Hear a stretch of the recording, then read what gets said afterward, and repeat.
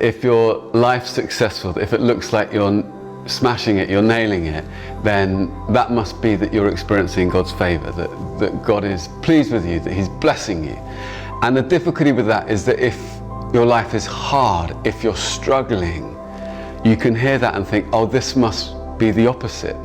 You know, I must be failing, and that must be evidence that God is displeased with me, or maybe even that He's forsaken me in some way. And just because you're successful doesn't mean you're experiencing God's favor. You might be, but you might not be. God gives people over to their desires sometimes, not as a mark of His favor, but actually as a sign of His displeasure. And just because you're struggling, just because you're facing suffering and failure, doesn't mean that God is displeased with you, doesn't mean in some way He has forsaken you. I mean, look at Jesus. In the world's eyes, it didn't necessarily look like Jesus lived a very successful life, because sometimes the world and the church overvalues, finding a partner. And Jesus, was single, and Jesus didn't have a family, and Jesus didn't have a career, really, a successful career to speak of.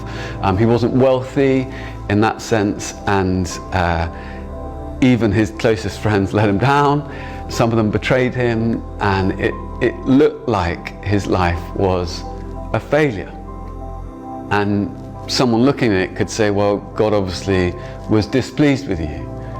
But we know that God was utterly and completely pleased with the life Jesus lived and the way He lived it. So if you're struggling, if you're going through a difficult time, if you feel like a failure, don't think that because you feel that way or you're experiencing that God is displeased with you, or that's a sign of God's displeasure. Actually, it might be the opposite. The way you are stewarding that difficult time in your life might be the thing that gives great pleasure to God.